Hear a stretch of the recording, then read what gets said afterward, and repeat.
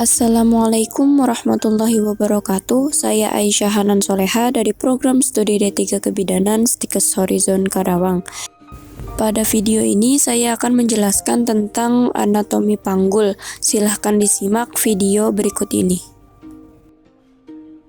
Berikut adalah gambar anatomi panggul yang telah saya buat.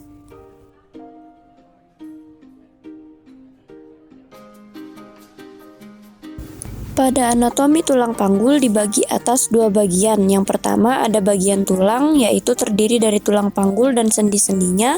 Yang kedua yaitu bagian lunak, terdiri dari otot, jaringan, dan juga ligamen.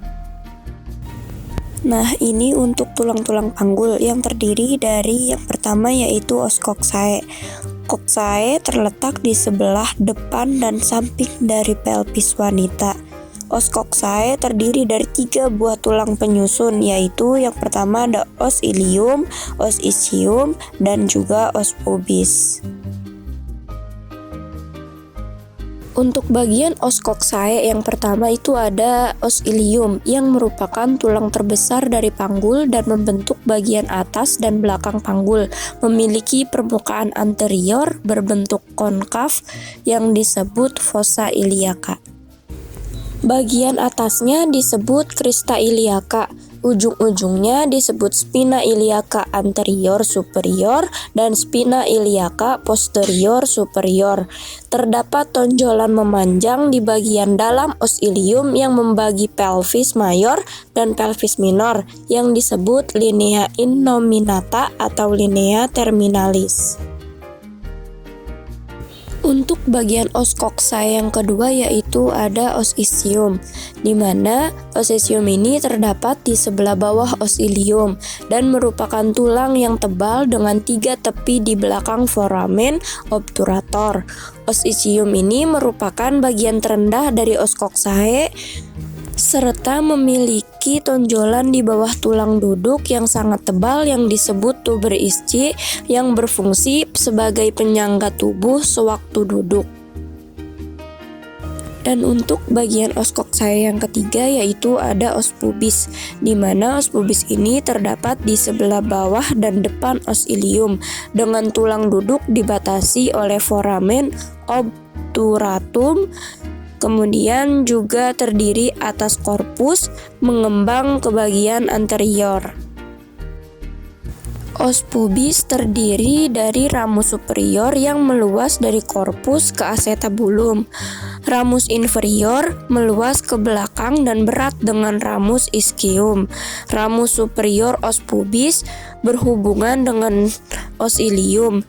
Ramus inferior kanan dan kiri membentuk arcus pubis. Ramus inferior berhubungan dengan os ischium.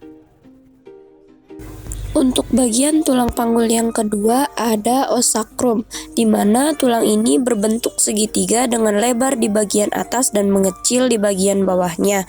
Tulang kelangkang terletak di antara kedua tulang pangkal paha yang terdiri dari dan mempunyai ciri os sacrum berbentuk baji, terdiri atas 5 vertebra sacralis.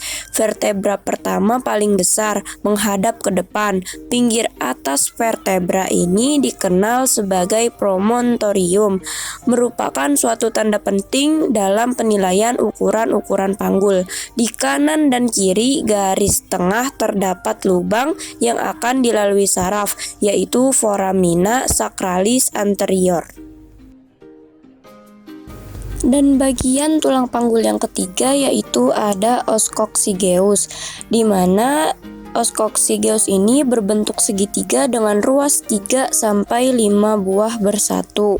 Pada saat persalinan, os coccygeus dapat didorong ke belakang sehingga dapat memperluas jalan lahir, di mana ketiganya ini saling berhubungan di depan simfisis pubis, di belakang articulatio sacroiliaca, di bawah articulatio sacrooxygea yang memungkinkan pergeseran untuk memperbesar sedikit ukuran panggul saat persalinan. Secara fungsional, panggul terdiri dari 2 bagian. Yang pertama itu pelvis mayor di atas linea terminalis Dan yang kedua adalah pelvis minor di bawah linea terminalis yang bentuknya itu menyerupai saluran bersumbu melengkung ke depan atau sumbu karus. Sumbu karus ini adalah suatu garis yang menghubungkan titik-titik persekutuan antara diameter transversa dan conjugata vera pada pintu atas panggul atau PAP dengan titik-titik sejenis di H2, 3, dan 4.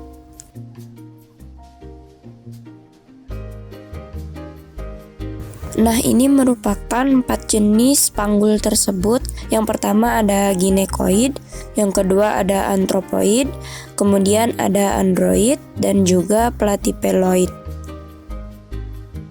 Untuk jenis ginekoid mempunyai bentuk yang hampir mirip dengan lingkaran, kemudian diameter antroposterior kira-kira sama dengan diameter transversa, ditemukan pada 45% wanita dan merupakan jenis panggul tipikal wanita. Jenis yang kedua yaitu antropoid. Jenis panggul ini bentuknya elips membujur anteroposterior, kemudian diameter anteroposteriornya lebih besar dari diameter transversa, dan jenis ini ditemukan pada 35% wanita. Untuk jenis yang ketiga yaitu android.